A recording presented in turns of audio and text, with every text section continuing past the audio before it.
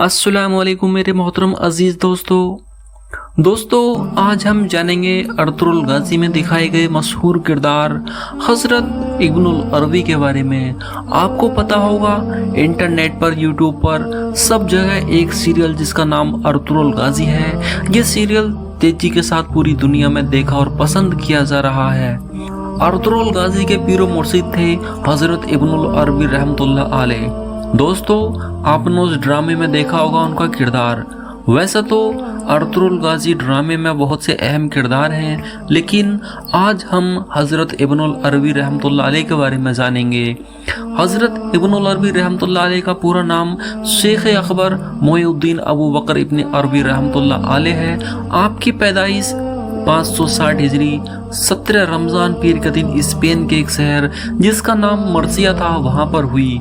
जब आप 8 साल के हुए तो इल्म हासिल करने के लिए आपको अस्वेलिया भेजा गया, जहां आपने हदीस शरीफ और दीनी तालीम हासिल की। हजरत इब्न अरबी का असली नाम मोहम्मद था। आपका नसब हातिम ताई से मिलता है। आपके वालिद का इसमें गिरामी हजरत अली इब्न मोहम्मद अल हातमी था। हज़रत इब्नुल अरबी एक नेक बुजुर्ग थे। हज़रत इब्नुल अरबी रहमतुल्लाह अलैह की पैदाइश के बारे में बताया गया है कि आपके वालिद मोहतरम हज़रत अली बिन मोहम्मद अब्दुल्ला को कोई औलाद नहीं थी। आप हज़रत सैयदना गौसे पाक रहमतुल्लाह अलैह के ख़ास मुरीद थे। वो सैयदना गौसे पाक की बारगाह में हमेशा जाते और उनसे अपना हाल बयान करते। एक दिन हज़रत अली बिन मोहम्मद अब्दुल्ला ने हुजूर गौसे पाक रहमतुल्लाह अलैह से अर्ज़ किया कि हुजूर आप दुआ कर दीजिए कि अल्लाह मुझे एक औलाद अता कर दे। हुजूर सैयदना गौसे पाक रहमतुल्लाह अलैह ने फरमाया, ए अब्दुल्ला, तुम्हारे नसीब में कोई औलाद नहीं है। अगर तुम चाहो तो मेरी औलाद जो मेरे सल्ब में है उसे ले सकते हो। उसके बाद हज़रत सैयदना गौसे पाक रहमतुल्लाह अलैह ने हज़रत इब्नुल अरबी के वालिद के पुश्त में अपनी पुश्त मुबारक को लगाकर उन्हें अपने इस खास इनाम से नवाजा और 1 साल बाद हज़रत इब्नुल अरबी रहमतुल्लाह अलैह की पैदाइश हुई। स्पेन के शहर मर्सिया में पीर के दिन 17 रमज़ान 560 हिजरी को हज़रत इब्नुल अरबी रहमतुल्लाह अलैह इस दुनिया में तशरीफ़ लाए। कुछ वक्त के बाद इब्नुल अरबी रहमतुल्लाह अलैह के वालिद उन्हें गौसे पाक रहमतुल्लाह अलैह की बारगाह में लेकर हाजिर हुए। हुजूर सैयदना गौसे आज़म रहमतुल्लाह अलैह ने हज़रत इब्नुल अरबी को अपनी गोद में लिया और उन्हें अपनी फैज़ से माला माल कर दिया। एक रिवायत के मुताबिक हुजूर सैयदना गौसे पाक रहमतुल्लाह अलैह ने ही आपका नाम रखा था। असल में इब्नुल अरबी कहलाने की एक वजह ये भी थी, जहां आपने इल्म हासिल किया वहां अरबी पर ज़्यादा तवज्जो दी जाती थी। हज़रत इब्नुल अरबी अपने इल्म की बदौलत एक तबीब भी थे। हर मर्ज का एक बेहतरीन इलाज जानते थे। हज़रत इब्नुल अरबी के पास उस वक्त बड़े बड़े बादशाह आते और अपनी परेशानी बयान करते और आप उन्हें उस परेशानी से निजात भी दिला देते। अल्लाह ने आपको वो बुलंदी बख्शी जिसकी वजह से आप उस वक्त बेहतरीन आलिम और हकीम थे। कुछ वक्त के बाद आप उस वक्त के सभी बुजुर्ग और सूफी से फैज़ हासिल कर चुके थे। आप अल्लाह की याद में हमेशा मशगूल रहते। उसके बाद आपने 38 साल की उम्र में अस्वेलिया को छोड़ दिया और आपने मिस्र की तरफ अपना सफ़र तय किया। मिस्र आकर आपने उलूम हासिल किया। कुछ रिवायतों के मुताबिक मिस्र, बगदाद और शाम होते हुए मक्का शरीफ पहुँचे। मक्का मुकर्रमा में आपने लंबे वक्त तक क़याम किया और वहाँ अल्लाह की इबादत करते रहे और 608 हिजरी में आप वापस बगदाद आए। इस तरह से आप हमेशा सफ़र किया करते थे। आप सफ़र में जहाँ जाते वहाँ लोगों को नेकी की राह पर चलने की नसीहत करते और उन्हें सही रास्ता दिखाते। आपके पास बड़ी तादाद में लोग तालीम हासिल करने आते। हज़रत इब्नुल अरबी खुश अखलाक बुजुर्ग थे। आपके पास उस वक्त के बड़े बड़े सूफ़ी और औलिया अदब और इल्म हासिल करने आते थे। हज़रत इब्नुल अरबी की जितनी तारीफ़ की जाए उतनी कम है। आप इबादत, रियाजत और ज़ुहद व तक़वा में बेमिसाल शख्सियत थे। आप हमेशा लोगों को नसीहत किया करते थे, उन्हें उनके असल मकसद की याद दिलाते कि अल्लाह ने तुम्हें दुनिया में अपनी इबादत और लोगों की भलाई के लिए भेजा है। उनकी बारगाह में जो भी आता बुरे कामों से तौबा कर लेता था। آپ کی تصویر دنیا کی بہت سی لائبریری میں آج بھی موجود ہے۔ حضرت ابن العربی بڑے بڑے مسئلے کو آسانی سے حل کر دیتے تھے۔ 627 ہجری کا واقعہ ہے۔ حضرت ابن العربی دمشق میں موجود تھے۔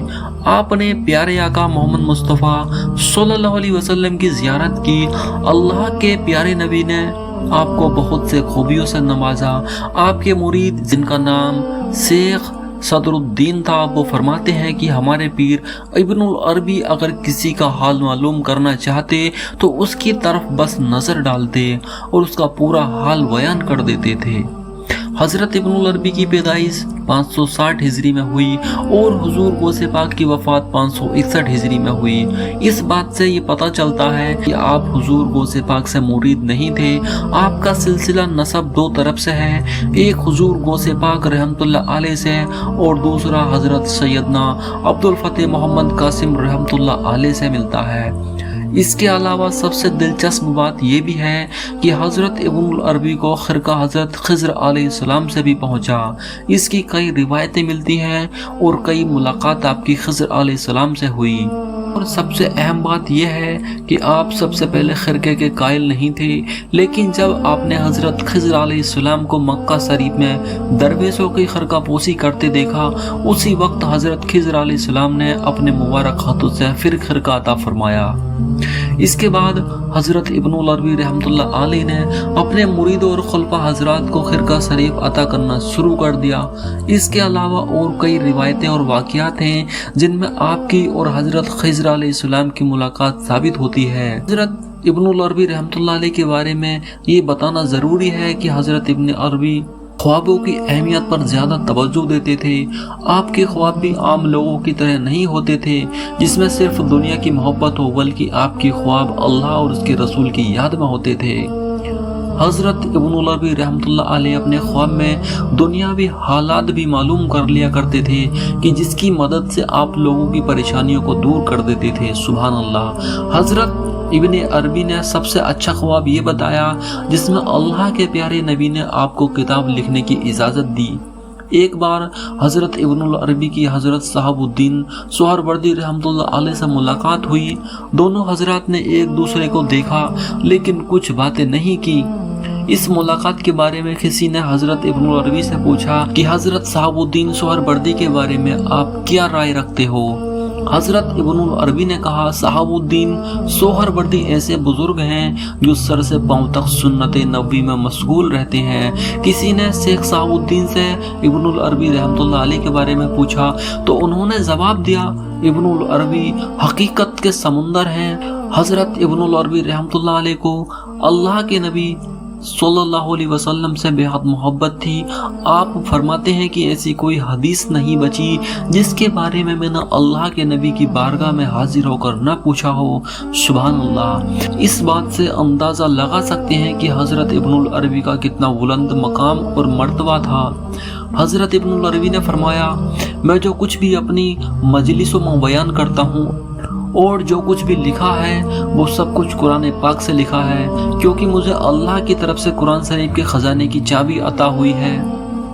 اس طرح ایک بار اس وقت کے بادشاہ نے کسی کے بہکاوے میں آ کر ابن العربی کو بلوایا اور کہا، میں تمہیں سولی پر چڑھاؤں گا، تمہیں قتل کروں گا۔ یہ سن کر حضرت ابن العربی مسکرائے اور فرمانے لگے، یہ سر سولی پر نہیں چڑھایا جا سکتا۔ آپ نے فرمایا، اگر تم میرا سر کاٹو گے تو اس شہر کے سبھی کے سر کٹے ہوئے ملیں گے۔ اگر تمہیں یقین نہیں ہے تو میری انگلی کا ایک ناخن کاٹ کر دیکھ لو۔ جب بادشاہ نے آپ کی انگلی کا ناخن کاٹا تو شہر کے سبھی لوگوں کے ناخن کٹے ہوئے ملے تو بادشاہ ڈر گیا اور فوراً اس نے معافی مانگ لی۔ اللہ اکبر۔ دوستو، اسی طرح آپ نے اپنی زندگی میں بہت سی کراماتیں دکھائیں اور لوگوں کو گمراہی سے بچا کر صحیح راستہ دکھایا ہے۔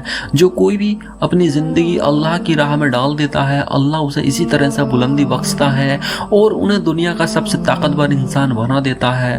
اللہ والوں کی یہی شان ہوتی ہے کہ وہ اللہ کی دی ہوئی طاقت سے لوگوں کو صحیح راستہ دکھایا کرتے ہیں۔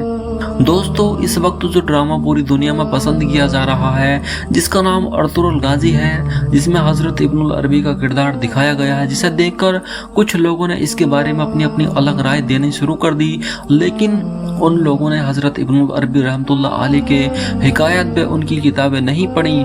आप एक सूफ़ी थे, उस वक्त के कई बड़े बड़े सूफ़ी दरवेशों ने आपसे तालीम हासिल की। आपके फैसले लाखों करोड़ लोगों की ज़िंदगी बदली।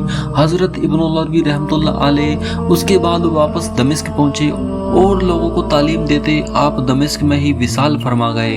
23 रबीउल अव्वल 638 हिजरी जुमा की रात आपने विसाल फरमाया। आपके मज़ार शरीफ के बारे में बताया जाता है कि आपके मज़ार को कई साल तक आम लोगों से छिपा कर रखा गया था, क्योंकि कुछ लोग हज़रत इब्नुल अरबी रहमतुल्लाह अलैह के दुश्मन बन गए थे। सिर्फ खास लोग जो आपके साथ रहा करते थे उन्हें ही मज़ार शरीफ का पता मालूम था। फिर कई सालों बाद सुल्तान सलीम मलिक ने आपका मज़ार खूबसूरत तरीके से तामीर कराया। आपका मज़ार दमिश्क में एक पहाड़ पर मौजूद है। तो मोहतरम अजीज दोस्तों, हज़रत इब्नुल अरबी रहमतुल्लाह अलैह जो अजीम और रूहानी शख्सियत के मालिक थे जिसकी कोई मिसाल नहीं। तो दोस्तों, हज़रत इब्नुल अरबी रहमतुल्लाह अलैह के बारे में जानकर आपको कैसा लगा और ये जानकारी आपको कैसी लगी हमें नीचे कमेंट बॉक्स में ज़रूर बताना। अगर आपको ये जानकारी पसंद आई हो तो वीडियो को लाइक शेयर ज़रूर करना, और अगर आप चैनल पर नए हैं तो चैनल को सब्सक्राइब ज़रूर कर दे जाना। मिलते हैं एक नए वाक़ये के साथ, तब तक हमें इजाज़त दीजिए। अल्लाह हाफिज़।